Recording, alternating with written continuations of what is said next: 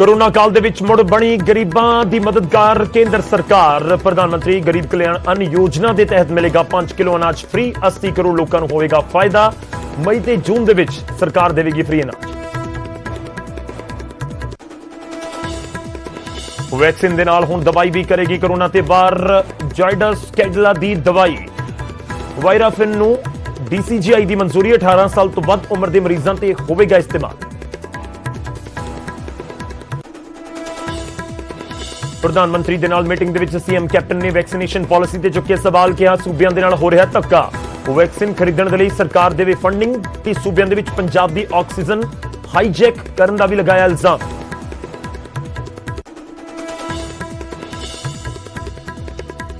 प्रधानमंत्री दे नाल होई मीटिंग दा लाइव टेलीकास्ट करन ते अरविंद केजरीवाल ने मंगी मुआफी। प्रधानमंत्री ने लाइव टेलीकास्ट ते जताया सी इतराज। केजरीवाल बोले अगे तो प्रोटोकॉल दा रखांगा ध्यान।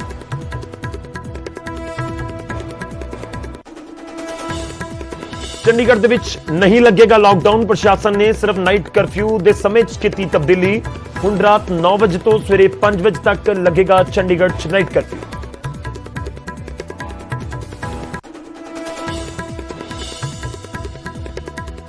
हरियाणा दे विच डिग्गिया दुकानां दा शटर। नवीं सख्तियां तो बाद बंद होए बाजार। गुरुग्राम फरीदाबाद दे विच लग सकदा 1 हफ्ते का लॉकडाउन। रात दे विच ऑक्सीजन टैंकर गायब होने तो बाद हरियाणा दे विच हड़कंप। हुण प्लांट तो पुलिस दे पहरे दे विच भेजी जा रही है ऑक्सीजन।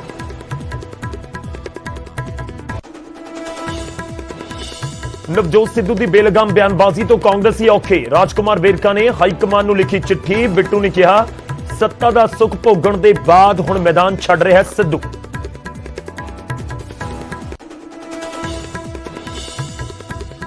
बठिंडा पहुंचे मनप्रीत बादल दी अफसरां नूं दो टोक कहा। जां तां लोकां दे चुने हुए नुमाइंदियां थल्ले लग के काम करो, नहीं तां देश दा संविधान बदल दिओ।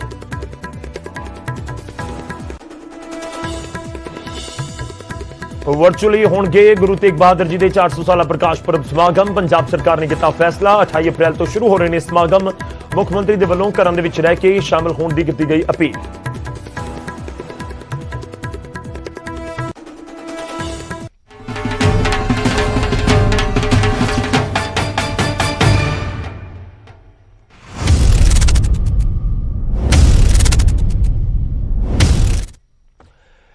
सत श्री अकाल, स्वागत है। गौरव शुक्ला मैं हां तुहाडे नाल। बुलेटिन का आगाज करन जा रहे हैं। सब तो पहला गल चंडीगढ़ की। चंडीगढ़ दे विच सख्ती वधाई गई है थोड़ी जी नाइट कर्फ्यू दे विच, पर दूजे पासे वीकेंड लॉकडाउन तो राहत दी गई है। चंडीगढ़ दे विच एक बार फिर तो नाइट कर्फ्यू का समा बदल दिता गया है। हुण 10 की बजाय रात 9 बजे तो नाइट कर्फ्यू चंडीगढ़ दे विच लगेगा। सवेरे 5 बजे तक नाइट कर्फ्यू रहेगा। चंडीगढ़ दे विच नाइट कर्फ्यू नूं लैके कई बारी जिहड़ा समा है उस दे विच तब्दीली प्रशासन दे वल्लों कीती जा चुकी है। जो पहली बार लगाया गया उस समय 10 बजे रखा गया, उस तो बाद 10:30 कर दिता गया, फिर 8 बजे कर दिता गया, फिर वापस 10 बजे कर दिता गया समा, ते हुण एक बार फिर समा बदलिया गया। पिछले 8-10 दिनों के विच लग रहा है कि उन्ने दिन ही जिन्ने दिन लंघे ने उन्ने दिन ही नाइट कर्फ्यू के समय च बदलाव होया है। खैर जो हुण ताज़ा हुक्म ने चंडीगढ़ प्रशासन के उसके मुताबिक रात 9 बजे तो नाइट कर्फ्यू लगेगा सवेरे 5 बजे तक। एक हफ्ते के विच 3 बार नाइट कर्फ्यू का समा बदलिया है। इस दे नाल तुहानूं भी दस दईए कि चंडीगढ़ दे विच वीकेंड लॉकडाउन इस हफ्ते नहीं लगेगा। वीकेंड लॉकडाउन पिछली बार पिछले हफ्ते विच लग्या सी, लोगों ने विरोध किया, खास तौर पर दुकानदारों ने, ते उस तो बाद प्रशासन ने फैसला लिया कि ठीक है इस हफ्ते वीकेंड लॉकडाउन नहीं। दूजे पासे तुहानूं भी दस दईए कि सुखना लेक दे उत्ते चंडीगढ़ की झील के उत्ते शनिवार ते ऐतवार यानी कि वीकेंड के उत्ते जाण दी मनाही होएगी। उत्थे तुहानूं कर्फ्यू लॉकडाउन नजर आएगा। वार रूम मीटिंग हुई सी चंडीगढ़ प्रशासन की, उसदे विच की कुछ फैसले हुए ने। नाइट कर्फ्यू दे विच बदलाव होया ते सीधा रुख करदे हां होर जानकारी दे लई मनोज राठी साडे सहयोगी चंडीगढ़ तो इस समय साडे नाल जुड़ रहे हैं। मनोज, की कुछ इस समय चंडीगढ़ प्रशासन जानकारी दे रहा है जो तब्दीलियां हुई ने कोरोना नूं लैके? देखो गौरव, एक बड़ा फैसला, क्योंकि आज वार रूम की मीटिंग सी, तो एक बड़ा फैसला जिहड़ा है वो लिता गया। सब तो पहला जिहड़ी सब दी नज़र सी कि वीकेंड लॉकडाउन ते हफ्ते का जिहड़ा लॉकडाउन की गल्लां चल रही थी, लेकिन ये जिहड़ा फैसला होया है कि ना वीकेंड लॉकडाउन जिहड़ा लग रहा है ते ना ही हफ्ते का जिहड़ा लॉकडाउन है वो लाने दी हुण तक जिहड़ा हैगा ऑर्डर है। दूजी गल जिहड़ा टाइमिंग जिहड़े चेंज होए, हफ्ते 'च 3 बारी टाइमिंग चेंज कीते, लेकिन अज जिहड़े ऑर्डर्स आए ने वो फाइनली जिहड़े ऑर्डर्स ने 9 बजे तो लैके 5 बजे तक। दूजी गल, एक गल होर इहदे विच ऐड की गई है, जिहड़ी भी प्राइवेट इंडस्ट्री है या किसी भी तरह की कोई मैन्युफैक्चरर है वो नाइट शिफ्ट करते हैं, ਕੋਈ ਵੀ ਵਾਇਓਲੇਸ਼ਨ ਹੁੰਦੀ ਹੈ ਤੇ ਉਹਨਾਂ ਖਿਲਾਫ ਸਖਤ ਤੋਂ ਸਖਤ ਕਾਰਵਾਈ ਜਿਹੜੀ ਹੈਗੀ ਉਹ ਕੀਤੀ ਜਾਊਗੀ। ਦੂਜੀ ਗੱਲ, ਪੁਲਿਸ ਦੇ ਜਿਹੜੇ ਆਫੀਸਰਸ ਨੇ ਉਹਨਾਂ ਨੂੰ ਇਹ ਸਖਤ ਹਿਦਾਇਤਾਂ ਦਿੱਤੀ ਗਈ ਹੈ ਬੀਬੀ ਬਦਨੌਰ ਵੱਲੋਂ ਕਿ ਜਿਹੜਾ ਵੀ ਵਾਇਓਲੇਸ਼ਨ ਕਰਦਾ ਉਹਦੇ ਖਿਲਾਫ ਸਖਤ ਤੋਂ ਸਖਤ ਕਾਰਵਾਈ ਕੀਤੀ ਜਾਏ, ਕਿਸੇ ਨੂੰ ਵੀ ਹਲਕੇ 'ਚ ਨਾ ਲਿੱਤਾ ਜਾਏ। ਕਿਉਂਕਿ ਵੀਕਐਂਡ ਲਾਕਡਾਊਨ ਦੀ ਅਸੀਂ ਗੱਲ ਕਰ ਰਹੇ ਹਾਂ ਗੌਰਵ, ਜਿੱਦਾਂ ਤੁਸੀਂ ਪਹਿਲਾਂ ਵੀ ਕਿਹਾ ਕਿ ਵੀਕਐਂਡ ਲਾਕਡਾਊਨ ਦਾ ਜਾਂ ਹਫਤੇ ਦਾ ਜਿਹੜਾ ਲਾਕਡਾਊਨ ਹੈ ਉਹਦੀ ਕਿਤੇ ਨਾ ਕਿਤੇ ਰੋਸ਼ ਜਿਹੜਾ ਹੈ ਲੋਕਾਂ ਨੂੰ ਵੇਖਣ, ਲੋਕਾਂ ਦਾ ਜਿਹੜਾ ਰੋਸ਼ ਹੈ, ਦੁਕਾਨਦਾਰਾਂ ਦਾ ਜਿਹੜਾ ਐਸੋਸੀਏਸ਼ਨ ਨੇ, ਜਿਹੜੇ ਹੋਰ ਵਪਾਰ ਮੰਡਲ ਦੇ ਜਿਹੜੇ ਪ੍ਰਧਾਨ ਨੇ, ਉਹਨਾਂ ਵੱਲੋਂ ਰੋਸ਼ ਪ੍ਰਦਰਸ਼ਨ ਜਿਹੜਾ ਹੈ ਉਹ ਵੇਖਣ ਨੂੰ ਮਿਲਿਆ ਸੀ। ਤਾਂ ਲਗਾਤਾਰ ਉਹਨਾਂ ਦਾ ਲੈਟਰ ਦੇ ਥਰੂ ਜਾਂ ਫਿਰ ਮੇਲ ਦੇ ਥਰੂ ਇਹ ਐਡਵਾਈਜ਼ਰ ਮਨੋਜ ਪਰਿਦਾ ਨੂੰ ਲੈਟਰ ਜਾ ਰਿਹਾ ਸੀਗਾ ਕਿ ਵੀਕਐਂਡ ਲਾਕਡਾਊਨ ਜਿਹੜਾ ਹੈ ਉਹ ਨਹੀਂ ਲੱਗਣਾ ਚਾਹੀਦਾ, ਕਿਉਂਕਿ ਕਾਫੀ ਹਾਲਾਤ ਜਿਹੜੇ ਹੈ ਉਹ ਕਾਫੀ ਖਰਾਬ ਹੈ। ਪਿਛਲੇ ਸਾਲ ਦੀ ਅਸੀਂ ਗੱਲ ਕਰੀਏ, ਲਗਾਤਾਰ ਜਿਹੜਾ ਬਿਜ਼ਨਸ ਹੈ ਉਹ ਕਾਫੀ ਡਾਊਨ ਗਿਆ, ਜਿਸ ਕਰਕੇ ਵੀਕਐਂਡ ਲਾਕਡਾਊਨ ਜਾਂ ਹਫਤੇ ਦਾ ਲਾਕਡਾਊਨ ਜਿਹੜਾ ਹੈ ਉਹ ਨਹੀਂ ਲਾਣਾ ਚਾਹੀਦਾ। ਲੇਕਿਨ ਜਿਹੜੇ ਪ੍ਰੋਟੋਕੋਲਸ ਨੇ ਉਹ ਪੂਰੇ ਫੋਲੋ ਕੀਤੇ ਜਾਣਗੇ। ਕੋਈ ਵੀ ਵਾਇਓਲੇਸ਼ਨ ਹੁੰਦੀ ਹੈ ਤੇ ਅਸੀਂ ਉਹਦੇ ਖਿਲਾਫ ਤੁਸੀਂ ਜੋ ਵੀ ਕਾਰਵਾਈ ਬਣਦੀ ਹੈ ਉਹ ਤੁਸੀਂ ਕਰ ਸਕਦੇ ਹੋ। ਲੇਕਿਨ ਹੁਣ ਅੱਜ ਵੱਡਾ ਫੈਸਲਾ ਜਿਹੜਾ ਹੋਇਆ, ਜਿਹਦੇ ਵਿੱਚ ਨਾਈਟ ਸ਼ਿਫਟ ਦੀ ਅਸੀਂ ਗੱਲ ਕਰ ਰਹੇ ਹਾਂ ਜਾਂ ਹੋਰ ਜਿਹੜਾ ਵਾਇਓਲੇਸ਼ਨ ਕਰਦੇ, ਸਭ ਤੋਂ ਵੱਡੀ ਗੱਲ ਇਹਦੇ ਵਿੱਚ ਇੱਕ ਗੱਲ ਹੋਰ ਹੈ ਗੌਰਵ ਕਿ ਜਿਹੜੀ ਵੀ ਭੀੜ ਭਾੜ ਵਾਲੀ ਜਿਹੜੀ ਗੈਦਰਿੰਗ ਦੀ ਜਗ੍ਹਾ ਹੈ, ਜਿਹੜੀ ਸੈਕਟਰ 22 ਦੀ ਮਾਰਕੀਟ ਅਸੀਂ ਗੱਲ ਕਰੀਏ, ਸੈਕਟਰ 19 ਦੀ ਮਾਰਕੀਟ ਅਸੀਂ ਗੱਲ ਕਰੀਏ, ਉੱਥੇ ਜਿੱਥੇ ਵੀ ਗੈਦਰਿੰਗ ਦਿਖਦੀ ਹੈ, ਵਾਇਓਲੇਸ਼ਨ ਹੁੰਦੀ ਹੈ, ਸਖਤ ਤੋਂ ਸਖਤ ਜਿਹੜੀ ਕਾਰਵਾਈ ਕਰਨ ਦੀ ਗੱਲ ਕੀਤੀ ਗਈ ਹੈ। ਤੇ ਜਿਹੜੀ ਟੀਮਾਂ ਹੈ ਉਹ ਵੀ ਬਣਾਈ ਗਈ ਹੈ ਕਿ ਜਿਹੜੀ ਟੀਮਸ ਹੈ ਉਹ ਬਣਾਈ ਜਾਣ, ਜਿੱਥੇ ਵੀ ਵਾਇਓਲੇਸ਼ਨ ਦਿਖੇ ਉੱਥੇ ਨਾਲ ਦੇ ਨਾਲ ਸਖਤੀ ਜਿਹੜੀ ਉਹ ਕੀਤੀ ਜਾਏ। ਤਾਂ ਅੱਜ ਇਸ ਵਾਰ ਰੂਮ ਦੀ ਜਿਹੜੀ ਮੀਟਿੰਗ ਹੈ, ਕਿਉਂਕਿ ਸਭ ਦੇ ਜਿਹੜੀ ਨਜ਼ਰ ਹੈ ਉਹ ਇਹਦੇ ਵਿੱਚ ਟਿਕੀ ਹੋਈ ਸੀ ਕਿ ਲਾਕਡਾਊਨ ਜਿਹੜਾ ਹੈ ਉਹ ਲੱਗਦਾ ਹੀ ਨਹੀਂ ਲੱਗਦਾ। ਹਾਲਾਂਕਿ ਇਹਦੇ ਵਿੱਚ ਲਾਕਡਾਊਨ ਦੀ ਜਿਹੜੀ ਗੱਲ ਨਹੀਂ ਕੀਤੀ ਗਈ ਹੈ, ਕਿਸੇ ਤਰ੍ਹਾਂ ਦਾ ਕੋਈ ਲਾਕਡਾਊਨ ਜਾਂ ਵੀਕਐਂਡ ਲਾਕਡਾਊਨ ਜਿਹੜਾ ਹੈ ਉਹ ਨਹੀਂ ਕੀਤਾ ਗਿਆ, ਲੇਕਿਨ ਇਹਦੇ ਨਾਲ ਨਾਲ ਜਿਹੜੀ ਸਟ੍ਰਿਕਨੈਸ ਹੈ ਉਹ ਜ਼ਰੂਰ ਵਧਾਈ ਗਈ ਹੈ। 9 ਵਜੇ ਤੋਂ ਲੈ ਕੇ 5 ਵਜੇ ਤੱਕ ਦਾ ਜਿਹੜਾ ਕਰਫਿਊ ਹੈ, ਲੇਕਿਨ 30 ਅਪ੍ਰੈਲ ਤੱਕ ਜਿੱਦਾਂ ਸਪਾ, ਹੋਟਲ, ਰੈਸਟੋਰੈਂਟ ਉਹ ਜਿਹੜੇ ਬੰਦ ਕਰਨ ਦੀ ਗੱਲ ਕੀਤੀ ਗਈ ਉਹ ਹਜੇ ਲਾਗੂ ਹੈ, ਯਾਨੀ ਕਿ ਹਜੇ ਉਹ ਆਰਡਰਸ ਜਿਹੜੇ ਹੈਗੇ ਉਹ ਕੰਟੀਨਿਊ ਚੱਲਣਗੇ। ਲੇਕਿਨ ਨਾਲ ਦੇ ਨਾਲ ਜਿਹੜੇ ਆਫੀਸਰਸ ਨੂੰ ਹਿਦਾਇਤਾਂ ਦਿੱਤੀ ਗਈਆਂ ਕਿ ਜਿਹੜੇ ਵੀ ਨਾਈਟ ਕਰਫਿਊ ਦੀ ਨਾਲ ਨਾਲ ਜਿਹੜੀ ਵੀ ਹਿਦਾਇਤਾਂ ਗੈਦਰਿੰਗ ਦੇ ਪਲੇਸ ਨਾਲ ਜਾਂ ਹੋਰ ਜਿਹੜਾ ਗੈਦਰਿੰਗ ਜਿਹੜੀ ਭੀੜ ਭਾੜ ਹੈ ਉੱਥੇ ਜੇ ਕੋਈ ਵੀ ਵਾਇਓਲੇਸ਼ਨ ਹੁੰਦੀ ਹੈ ਤਾਂ ਉਹਦੇ ਖਿਲਾਫ ਸਖਤ ਤੋਂ ਸਖਤ ਕਾਰਵਾਈ, ਡਿਜ਼ਾਸਟਰ ਮੈਨੇਜਮੈਂਟ ਐਕਟ ਦੇ ਜਿਹੜੇ ਵੀ ਸੈਕਸ਼ਨ ਲੱਗਦੇ ਆ, ਕਾਰਵਾਈ ਜਿਹੜੀ ਆ ਉਹ ਕੀਤੀ ਜਾਵੇ। ਗੌਰਵ, ਸ਼ੁਕਰੀਆ, ਧੰਨਵਾਦ ਸਾਡੇ ਨਾਲ ਜੁੜਨ ਦੇ ਲਈ, ਪੂਰੀ ਗੱਲਬਾਤ ਦੇ ਲਈ। ਮਨੋਜ, ਤਾਂ ਚੰਡੀਗੜ੍ਹ ਦੇ ਵਿੱਚ ਪਿਕਚਰ ਕਲੀਅਰ ਕਰਨ ਦੀ ਅਸੀਂ ਕੋਸ਼ਿਸ਼ ਕਰਦੇ ਹਾਂ, ਜਿਵੇਂ ਮਨੋਜ ਨੇ ਬਹੁਤ ਤਫਸੀਲ ਦੇ ਨਾਲ ਦੱਸਿਆ ਹੈ। ਪੁਆਇੰਟ ਨੰਬਰ 1 ਕਿ ਚੰਡੀਗੜ੍ਹ ਦੇ ਵਿੱਚ ਵੀਕਐਂਡ ਲਾਕਡਾਊਨ ਇਸ ਹਫ਼ਤੇ ਨਹੀਂ ਹੋਏਗਾ, ਇੱਕ ਚੰਗੀ ਖਬਰ ਹੈ, ਇੱਕ ਵੱਡੀ ਖਬਰ ਹੈ। ਦੂਜਾ, ਨਾਈਟ ਕਰਫਿਊ ਦੇ ਵਿੱਚ ਇਜ਼ਾਫਾ ਕਰ ਦਿੱਤਾ ਗਿਆ। ਪਹਿਲਾਂ 10 ਵਜੇ ਦਾ ਸਮਾਂ ਕਰ ਦਿੱਤਾ ਗਿਆ ਸੀ, ਕੱਲ ਹੀ ਬਦਲਿਆ ਗਿਆ ਸੀ ਸਮਾਂ, ਅੱਜ ਫੇਰ ਸਮਾਂ ਬਦਲ ਦਿੱਤਾ ਗਿਆ। ਹੁਣ 10 ਵਜੇ ਦੀ ਥਾਂ 9 ਵਜੇ ਤੋਂ ਨਾਈਟ ਕਰਫਿਊ ਲੱਗੇਗਾ। ਤੇ ਦੂਜੇ ਪਾਸੇ ਲੇਕ ਦੇ ਉੱਤੇ, ਸੁਖਨਾ ਝੀਲ ਦੇ ਉੱਤੇ ਜਿਹੜੀਆਂ ਪਾਬੰਦੀਆਂ ਵੀਕਐਂਡ ਲਾਕਡਾਊਨ ਨੂੰ ਸੀਗੀਆਂ ਜਿਹੜੀਆਂ ਉਹੀ ਰਹਿਣਗੀਆਂ। ਤੇ ਉਸ ਤੋਂ ਬਾਅਦ ਜਿਹੜੇ ਹੋਟਲ ਰੈਸਟੋਰੈਂਟ ਨੂੰ ਫੈਸਲੇ ਲੈ ਕੇ ਲਏ ਗਏ ਸੀ ਉਹ ਵੀ ਲਾਗੂ ਰਹਿਣਗੇ। ਵਿਦਿਅਕ ਅਦਾਰਿਆਂ ਵਾਲੇ ਜਿਹੜੇ ਫੈਸਲੇ ਨੇ ਉਹ ਪਹਿਲਾਂ ਤੋਂ 30 ਅਪ੍ਰੈਲ ਤੱਕ ਜੋ ਫੈਸਲੇ ਲਏ ਗਏ ਨੇ ਉਹ ਲਾਗੂ ਰਹਿਣਗੇ।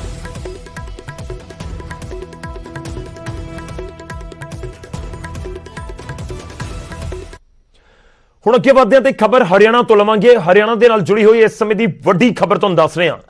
ਦਿੱਲੀ ਐਨਸੀਆਰ ਦਾ ਹਿੱਸਾ ਹਰਿਆਣਾ ਦੇ 2 ਜ਼ਿਲ੍ਹੇ ਫਰੀਦਾਬਾਦ ਅਤੇ ਗੁਰੂਗ੍ਰਾਮ ਦੋਹਾਂ ਦੇ ਵਿੱਚ ਲਾਕਡਾਊਨ ਲੱਗ ਸਕਦਾ ਹੈ। ਜੀ ਹਾਂ, ਵੱਡੀ ਖਬਰ ਇਸ ਸਮੇਂ ਦੀ।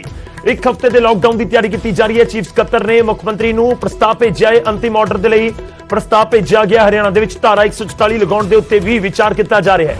ਤੁਹਾਨੂੰ ਦੱਸ ਦਈਏ ਕਿ ਲਗਾਤਾਰ ਮਾਮਲੇ ਸਾਹਮਣੇ ਆ ਰਹੇ ਨੇ। ਜੋ ਪਿਛਲਾ ਅੰਕੜਾ ਆਇਆ ਸੀ 24 ਘੰਟਿਆਂ ਦਾ ਗੁਰੂਗ੍ਰਾਮ ਦੇ ਵਿੱਚ, ਉਹ 3500 ਤੋਂ ਜ਼ਿਆਦਾ 24 ਘੰਟਿਆਂ ਦੇ ਵਿੱਚ ਕੇਸਿਸ ਰਿਪੋਰਟ ਕੀਤੇ ਗਏ ਸੀ। 10 ਲੋਕਾਂ ਦੀ ਮੌਤ ਵੀ ਹੋ ਗਈ ਸੀ।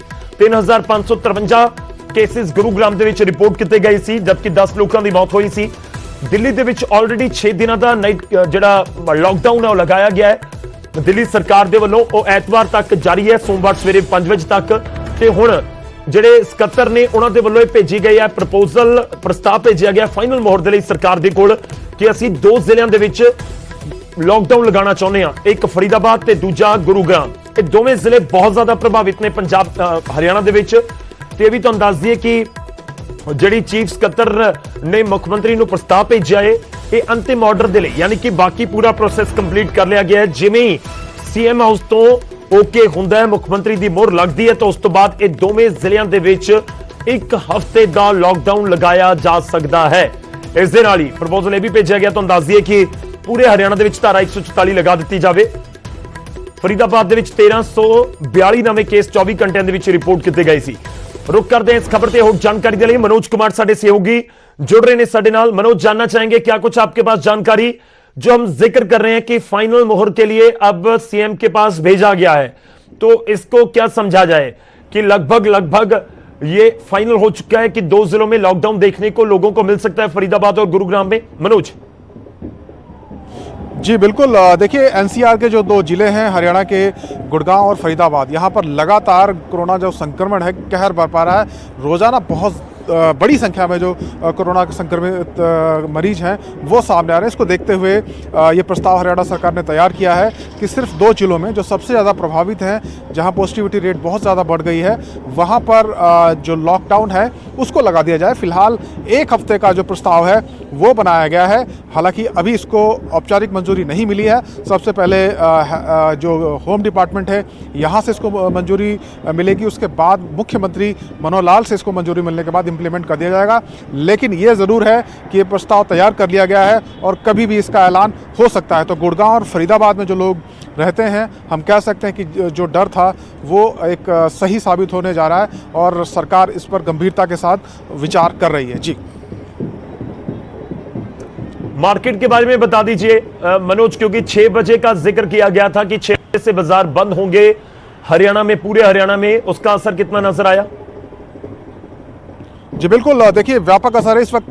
गौरव, मैं सेक्टर 10 पंचकुला में हूं और मेरे पीछे आप देखेंगे ये जो मार्केट है ये बहुत चहल पहल वाली मार्केट होती है। यहाँ पर बड़ी तादाद में जो लोग हैं वो यहाँ पर आते हैं। कई रेस्टोरेंट, होटल्स और ढाबे यहाँ पर हैं और आप देखेंगे कि यहाँ पर बिल्कुल अंधेरा है, कोई यहाँ पर आवाजाही नहीं है। जो होटल संचालक हैं, रेस्टोरेंट संचालक हैं, वही यहाँ पर मौजूद हैं। अब से कुछ देर पहले यहाँ बाकायदा पुलिस कर्मचारी मौजूद थे जो अनाउंसमेंट कर रहे थे, लोगों से कह रहे थे, दुकानदारों से कह रहे थे कि वो 6 बजते ही दुकानें बंद कर दें, शटर डाउन कर दें और बत्तियां भी बंद करने के लिए इनको कहा गया है। हालांकि जो आदेश जारी हुए तो उनमें कहा गया था कि होटल और ढाबे जो हैं वो होम डिलीवरी का ऑर्डर ले सकते हैं, वहां पर ऑर्डर नहीं ले पाएंगे। अगर कोई कस्टमर उनके पास आता है खुद चलकर वहां पर तो वो ऑर्डर नहीं ले सकेंगे। लेकिन होम डिलीवरी के लिए इनको मंजूरी दी गई थी, अनुमति दी गई थी, लेकिन उसके बावजूद जो है इनको भी बंद कराया गया। इसके अलावा बाकी जो दुकानें हैं वो भी यहाँ पर हमको बंद नज़र आ रही हैं। यहाँ तक कि जो शराब के ठेके हैं उसको भी बंद कराया गया है, वो भी यहाँ पर बंद है। तो बड़ा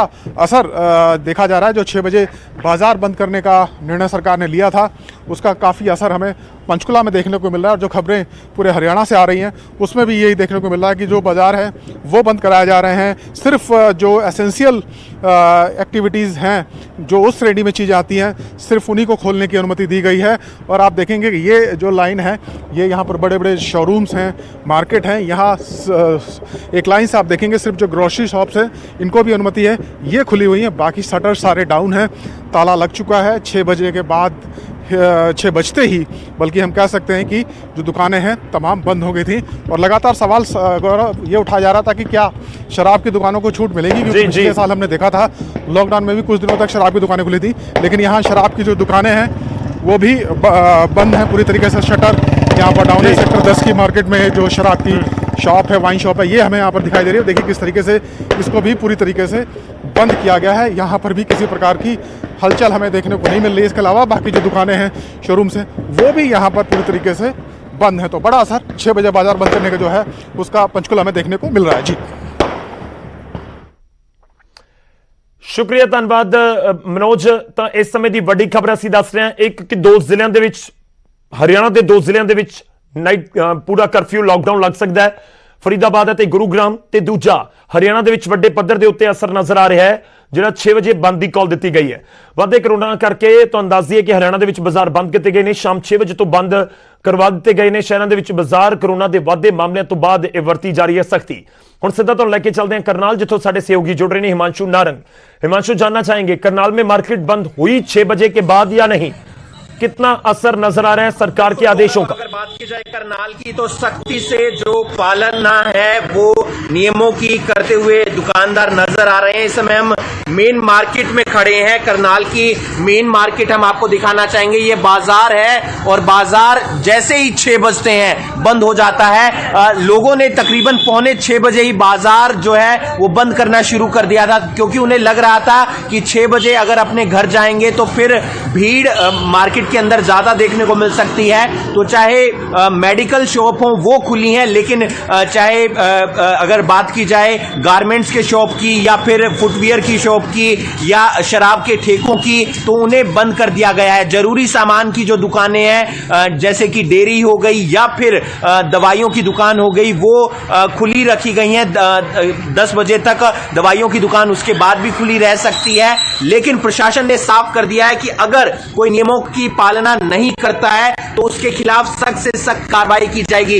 हालांकि आधा घंटा पहले जो करनाल के उपायुक्त हैं, साथ ही साथ जो करनाल के एसपी हैं, उन्होंने फ्लैग मार्च निकाला था, पूरे बाजार का निरीक्षण किया था कि क्या लोग इसकी पालना कर रहे हैं या लोग इसकी पालना नहीं कर रहे हैं। लेकिन लोग इसकी जो नियम आए हैं सरकार की तरफ से, उन आदेशों की पालना कर रहे हैं, क्योंकि रोजाना गौरव 500 के पार मामले सामने आ रहे हैं। आज भी करनाल में 4 लोगों की मौत हुई है कोरोना से। तो कहीं ना कहीं लोगों में अब एक जागरूकता आई है। बाजार के अंदर जब भी लोग आ रहे हैं तो मास्क डालकर आ रहे हैं। अब जो देखना ये होगा कि पहले दिन तो नियमों की पालना बेहद अच्छे तरीके से हो रही है, लेकिन आने वाले दिनों में होती है या नहीं होती है। हालांकि ऑक्सीजन को लेकर या आईसीयू बेड को लेकर प्रशासन लगातार कह रहा है कि हम पूरी तरीके से अलर्ट पर हैं, हम लोगों को जानकारी भी दे रहे हैं और साथ ही साथ हम पूरी व्यवस्था भी बनाए हुए हैं। लेकिन जो ग्राउंड रियलिटी होती है उसमें कहीं ना कहीं कई बार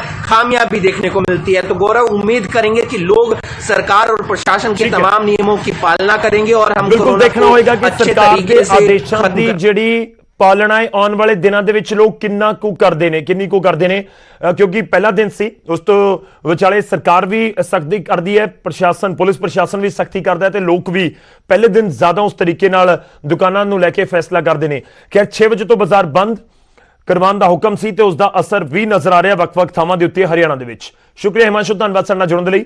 ਇੱਕ ਛੋਟੇ ਜਿਹੇ ਬ੍ਰੇਕ ਲਈ ਰੁਕ ਰਹੇ ਹਾਂ, ਵਾਪਸ ਆਵਾਂਗੇ ਕੁਝ ਹੋਰ ਖਬਰਾਂ ਦੇ ਨਾਲ।